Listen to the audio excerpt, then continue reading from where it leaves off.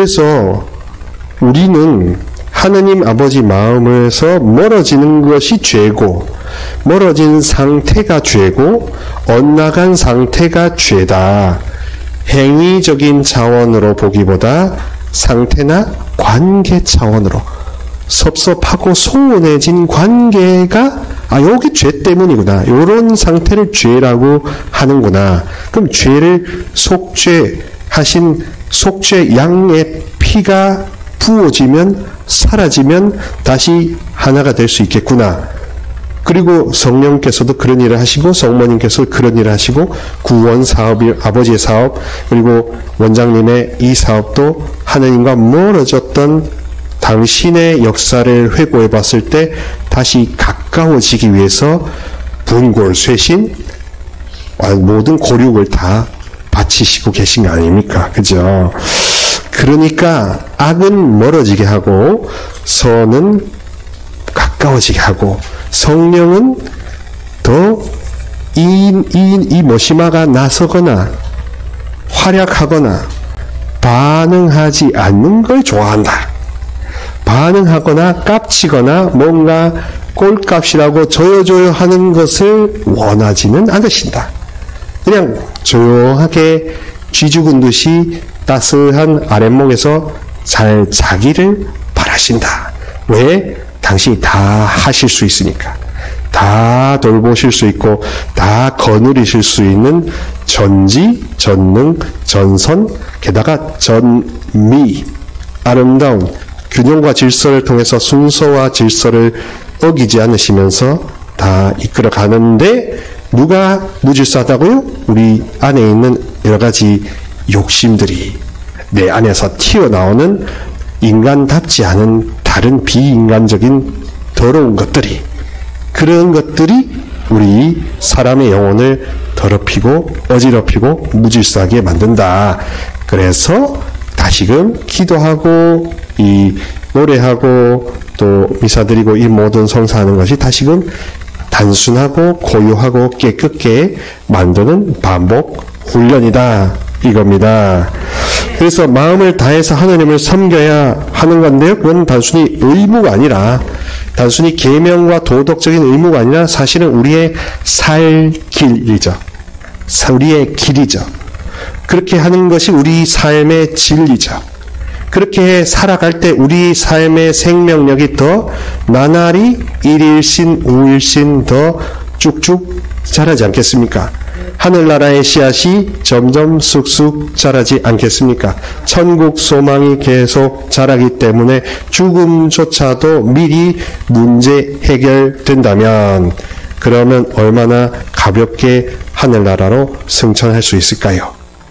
실례로 제가 아는 어느 오랫동안 교제한 대구에 있는 어떤 자매님이 있습니다. 그 자매님 이렇게 어머님이 믿지는 않으시는 분인데 갑자기 폐암 진단을 받으셔가지고 그래서 분당서울대병원에 입원을 하셨었대요. 근데 옆에 마침 우리 교우신데 유방암 3, 4기 되는 자매님이 입원을 해 있었답니다. 그래서 연배가 형님이라서 근데 그 교우이시면서 유방암 환자인 그 자매님이 이런 이야기를 하는 것을 듣고 깜짝 놀라셨대요. 하느님이 날 엄청 보고 싶어 하시나 보다. 나 빨리 데려가시나 보네. 하는데, 우린 지금 웃으시잖아요. 근데 평생 믿지 않았던 저희 자매님의 친정 엄마는 그게 깜짝 놀랐답니다.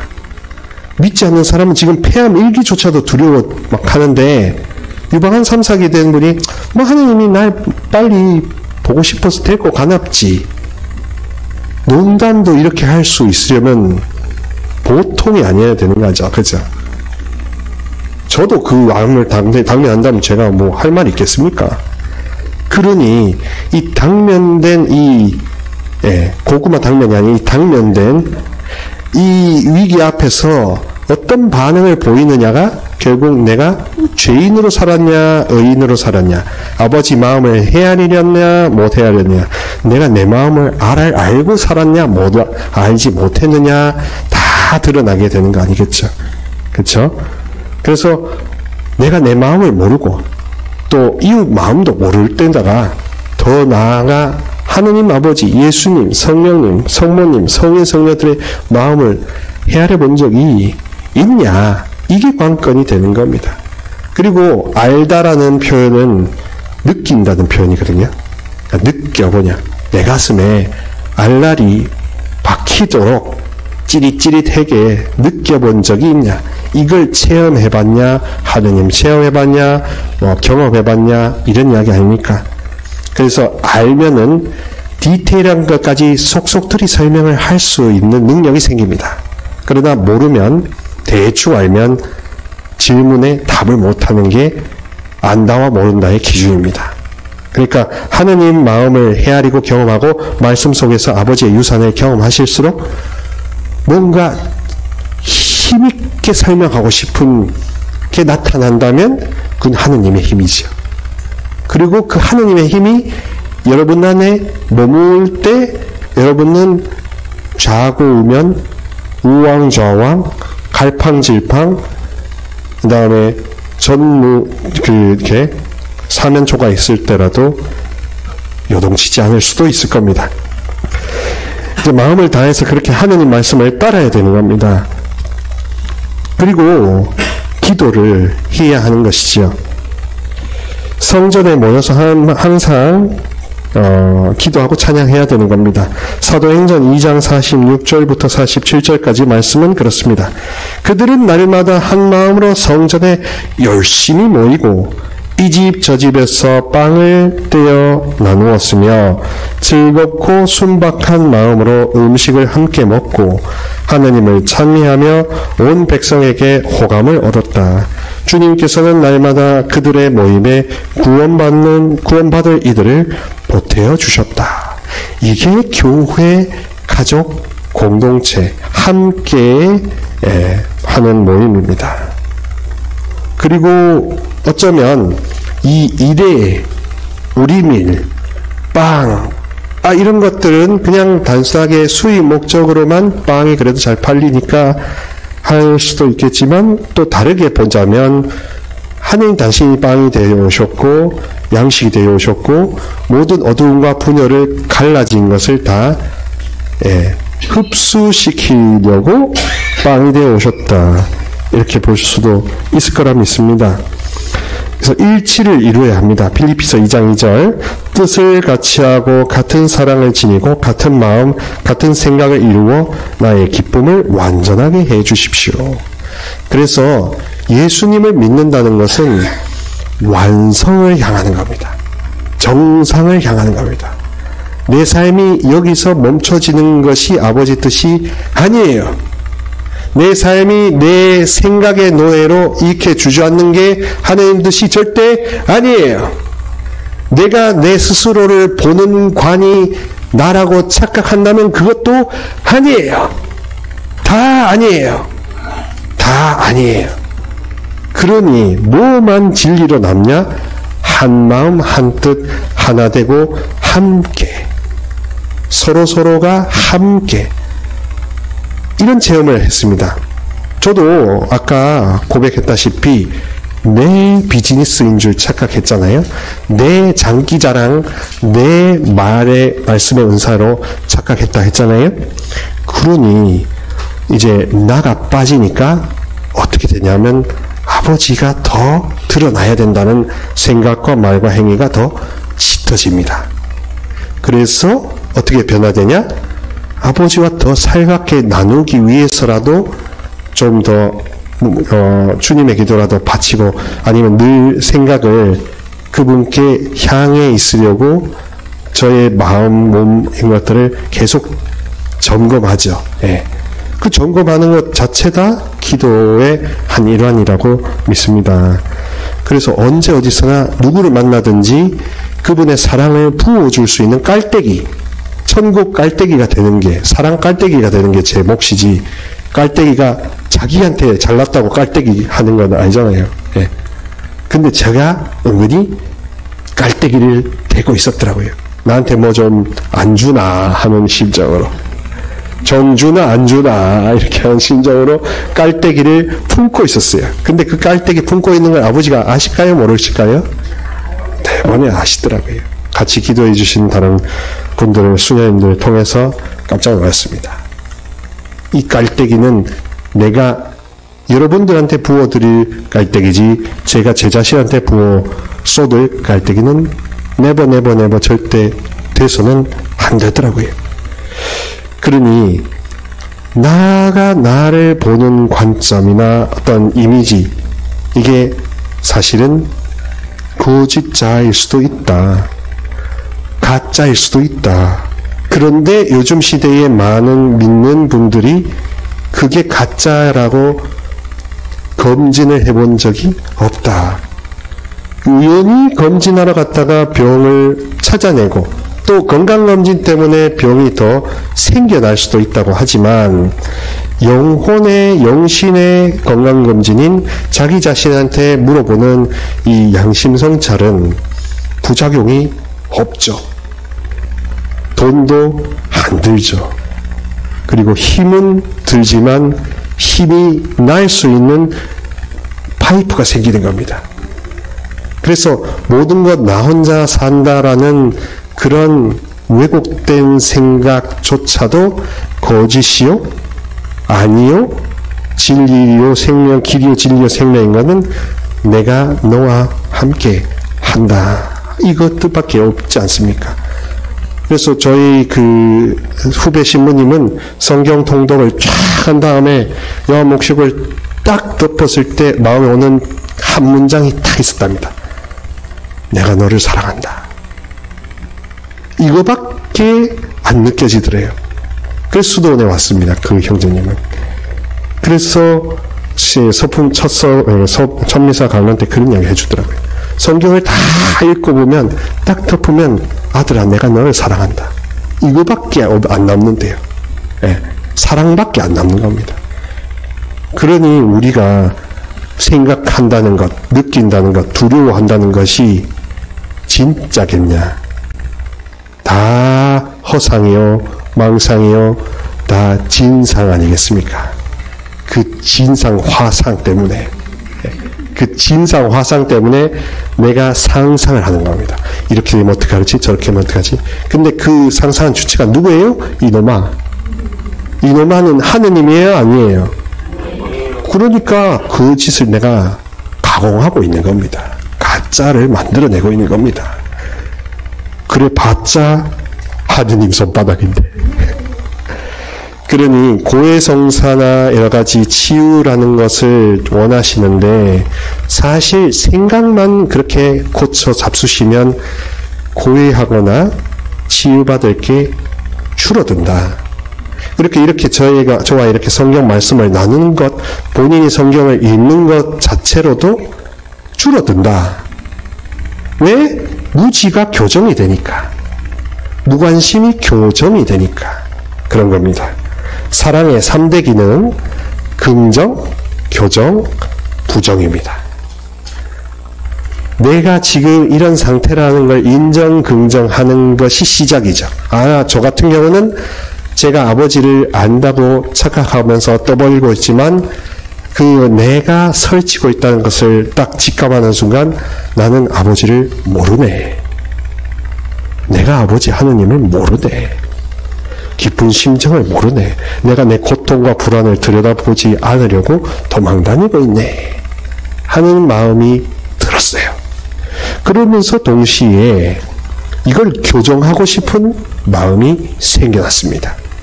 어떻게? 기도나 고백으로 약해지려고. 그래서 이런 교정을 통해서 어디로 가는 겁니까? 철저한 자기 부정. 내가 아무것도 하지 않아도 된다. 내가 설치거나 까불거나 깝죽거릴 필요조차 없어지는 진정한 자유. 그것을 두 글자로 가난이라고 하는 겁니다. 그게 산상수훈 진복 8단 5장 3절에 행복하여라 마음이 가난한 사람들 하늘나라가 그들의 것이다. 그 가난하다는 건 다르게 표현하면 온통 아버지한테 의존하는 것, 의탁하는 것, 의지하는 것, 그러므로 인해서 나라는 인간은 그 관계에 의해서 자유한 것. 걱정과 분심과 분심 이런 거에서 자유한 상태. 해방된 상태. 그래서 일용할 양식을 달라고 할 수밖에 없는 상태. 그게 아버지의 100% 아들, 딸 된 상태 아니겠습니까? 그게 기도하는 본질 아니겠어요? 그죠? 아버지한테 전화하는 목적이 아니겠습니까? 인간 부모는 튕기지만 하느님 아버지는 튕겼다가도 영원히 튕기지는 않는다. 쉽게 돌아서신다. 아니겠습니까? 그러니 우리가 교정한다는 마음 공부는 예수님을 믿는 그 안에서는, 컨텍스트 안에서는 사람이 어긋날 수 있다는 것을 인정하는 것부터, 무지하고 모른다는 것부터 인정하는 것부터 시작이 되는 겁니다.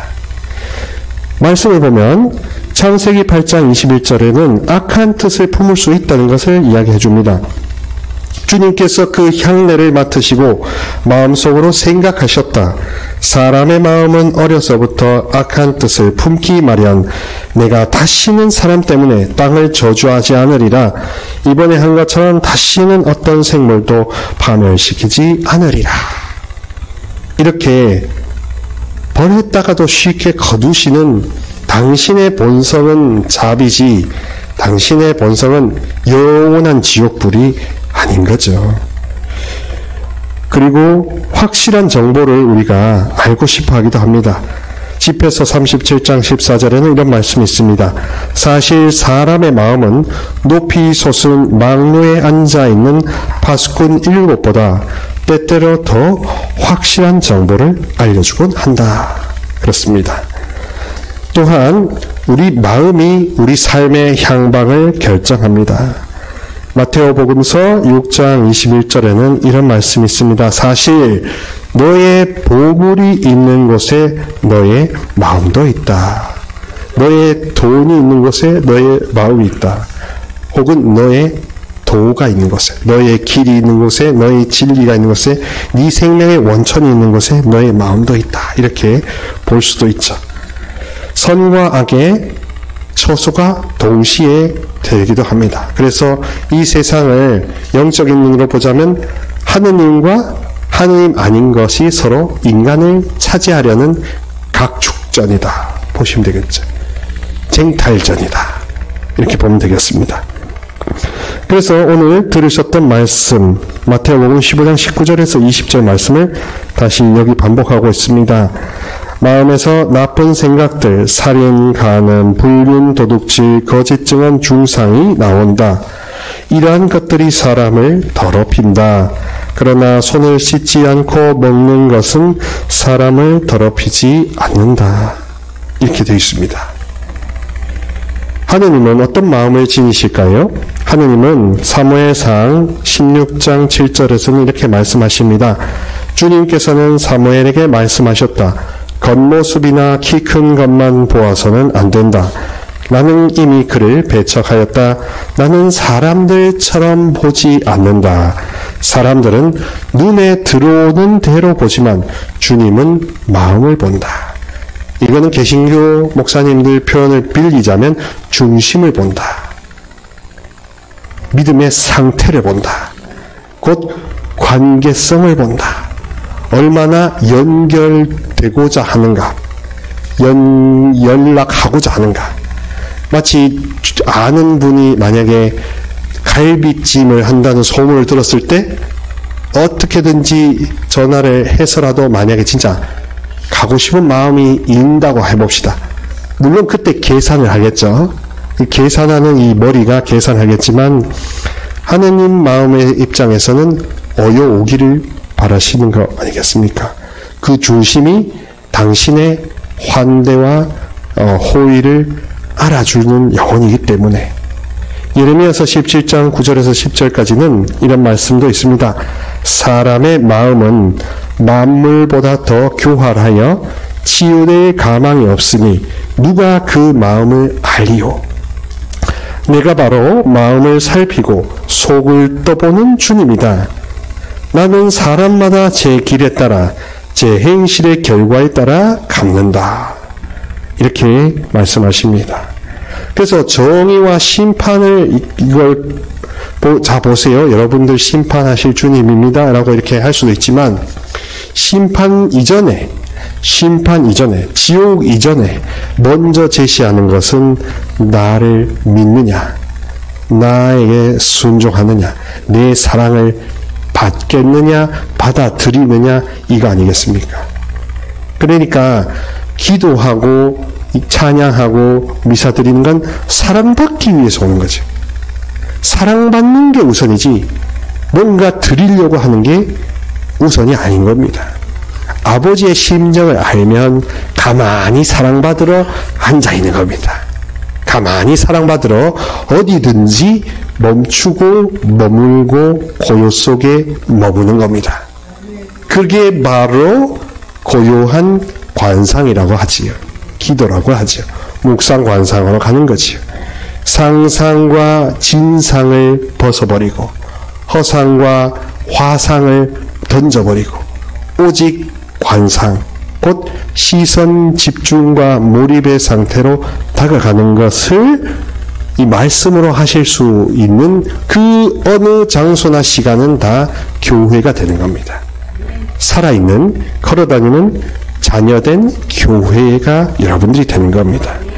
성령의 집이 되는 거죠. 야훼의 집. 고린도일서 4장 5절에서는 이런 말씀을 하십니다. 주님께서 오실 때까지 미리 심판하지 마십시오. 그러니까 주님이 오실 때까지, 언제? 아무도 주님을 찾지 않는 그때, 14만 4천이니 뭐 언제니 하는 이런 시한부나 숫자로 사람들을 후리는 것이 아니라 아무도 하느님께 다가가려고 하지 않는 그 불신앙이 퍼져 있을 때, 불순종이 만연해 있을 때가 심판하는 때 아니시겠습니까? 그분께서 어둠 속에 숨겨진 것을 밝히시고 마음속 생각을 드러내실 것입니다. 그때에 저마다 하느님께 칭찬을 받을 것입니다. 그래서 여기도 사람들한테 칭찬을, 애정을, 인정을 구걸할수록 비참해집니다. 그들이 사제인 건 저한테조차도, 저에게 요즘에는 그런다고 합니다. 듣고 싶은 말을 이미 품고 들어오시는 교우들이 있대요, 고해소에. 그리고 막 설명한답니다. 설명한대요. 죄를 고백해야 되는데 자기가 듣고 싶은 말을 유도하면서 설명을 막 한답니다. 근데 사제가 그 말에 넘어갑니까? 아, 이 양반이 뭐 하시나? 이 생각이 더 들죠? 그런 게, 그게 고해성사가 아닌데 그렇게 지금 유도한다는 겁니다. 하느님 마음에 들려고 드는 게 아니라 내 마음에 드는 사람들만 찾아다니는 게 아니겠습니까? 그러니 내가 의인인데, 빛의 자녀인데 어둠을 허락했다는 것보다 자꾸 죄인이라는 걸 먼저 앞세우는 겁니다. 자꾸 문제가 안 풀리는 것에만 골몰하는 겁니다. 자꾸 생각과 모든 게 작아지고 좁아집니다. 이거는 세례받은 사람의 모습이 아니지요. 게다가 더 이상 교만해지기까지도 합니다. 잠언 16장 5절에서는 이 말씀 하십니다. 주님께서는 마음이 교만한 자를 역겨워하시니 그런 자는 결코 벌을 면하지 못한다. 그리고 파우스티나 성녀한테도 예수님께서 그렇게 말씀하셨대요. 교만이 있는 곳에 내가 없다. 근데 우리들은 이렇게 말합니다. 우리 마음 상태가 깨끗하거나 혹은 하느님을 늘 향해 있는 그런 한결같은 마음이 아닌데 그냥 나를 무조건 치유하고 위로해달라고 한다고 그분이 다 나에게 역사하실 줄을 믿습니다. 그러나 그런 하느님을 믿지 않습니다. 그런 하느님이 아니십니다. 적어도 교만이 1%라도 있다면 그런 영혼은 하느님이 어찌할 수 없습니다. 손을 대고 싶어도 댈 수가 없습니다. 그러니 그 교만한 사람이 정말 눈물로서 상등통회할 때만이, 땅을 치며 눈물로 통회할 때만이 이렇게 거두어 주시고 다시 작업하시고 다시 관계를 회복시켜 주실 수가 있거든요. 그럴 때는 진짜 반짝이는 눈이 더 반짝여지고 좋은 말이 더 좋게 들립니다. 잠언 12장 25절의 말씀은 이렇습니다. 마음속에 근심은 사람을 짓누르지만 좋은 말 한마디가 그를 기쁘게 한다. 사악한 말 한마디는 영혼을 파괴시키고 좋은 말 한마디는 그의 생명을 살린다는 거죠. 그래서 하느님은 시편 90편 14절에서 이렇게 말씀하십니다. 아침에 당신의 자애로 저희를 배불리소서. 저희의 모든 날에 기뻐하고 즐거워하리이다. 사랑하는 우리 식구 그리고 우리 교우 여러분들, 하느님은 우리에게 사랑사업, 기쁨사업, 평화사업을 하시려고 교회를 세우셨습니다.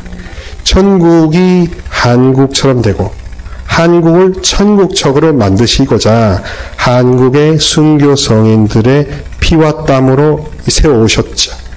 지금은 하느님 마음을 알려고도 하지 않고 하느님 마음이 어떤지 들으려고 하지 않으면 내 마음조차 어떻게 작동되는지 모르는 심각한 어둠의 시대에 우리가 그냥 살고 있다. 기도의 전략과 기도의 방법을 새롭게 하지 않고 그저 해오던 방식대로 하고 있다면 우리의 삶은 어느 세월에 행복해질 수 있을까요? 우리의 삶은 어느 세월에 사랑, 기쁨, 평화가 가득하기 때문에 이놈아가 아무 주장하거나 권리 주장하거나 내세울 필요조차 없이 가만히 잠잠하게 주님을 사모하고 겸손하게 고요하게 그때를 기다릴 수가 있을까요? 그러니 사실 모든 것은 내가 원하느냐 원하지 않느냐, 내가 주님을 더 높이느냐 안 높이느냐, 또한 내가 진짜로 하느님만 사랑하겠느냐, 그리고 하느님으로부터 변화받기를 원하느냐, 낫기를 원하느냐, 변화된 다음에 당신을 저버리는 일이 없고 방해가 올지언정, 힘든 일이 올지언정 이 외롭고 험한 길에 계속 가겠습니다, 아버지. 이렇게 할 때 그 영혼한테 뭔가 빗줄기가 쏟아지지 않을까요?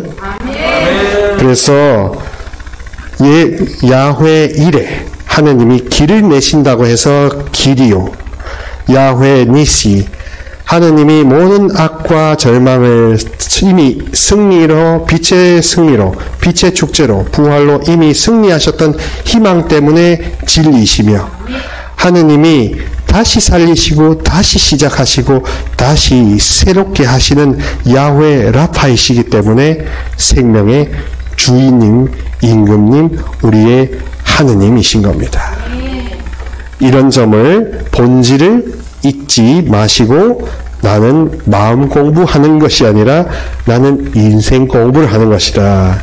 인생 공부를 통해서 하느님이 아버지가 되시고 그 다음에 예수님이 나의 친구가 되시며 성령이 나의 위로자 되시고 성모님이 내 어머니가 되시는 관계 형성의 향연이 가톨릭 신앙이다 하는 것을 꼭 깊이 새기셨으면 좋겠습니다. 성모님 관련된 찬양을 하나 하고 마무리하면 좋겠습니다. 성모 울타리 1회 우리 밀빵 보고 계십니다. 이 빵이 참 빵 잘 만들어요. 참 진짜 고소하고 맛있어요. 근데 우리 여기 빵은 내가 먹으면 아무 탈이 없어요. 그래갖고 그래서 좋은 줄 알아요. 여러분들 이 빵 한번 구입해서 드셔보세요. 그러면 아주 건강한 빵. 아이들 요즘 너무 방부제 많이 들어간 빵들 먹으면요, 그게 이제 황동 호르몬하고 연결돼갖고 애도 못 낳는 거예요. 그 중고등학교 때 다 망치는 거예요. 이렇게 건강한 빵, 귀한 먹을 거, 우리 진짜 맛있다. 여러분들 1회 우리 밀 전화번호 밑으로 나갈 겁니다. 전화하셔갖고 택배 주문하시면은, 그리고 이거는 받자마자 바로 드셔야 돼요. 왜냐면 한 2, 3일 지나고 나면 바로 곰팡이 나요. 냉장고에 넣으면 또 한 2, 3일은 또 되더라고. 냉동실에.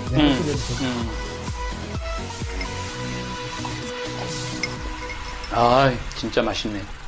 여러분들, 양산 성모 울타리, 일의 우리밀, 하느님께서 마련해 주신다. 그런 뜻이죠? 예. 하느님께서 마련해 주신다. 그래서 일의 우리밀, 빵 많이 애용해 주시기 바랍니다. 맛 좋고 믿음 가는 순수 우리 밀빵 찐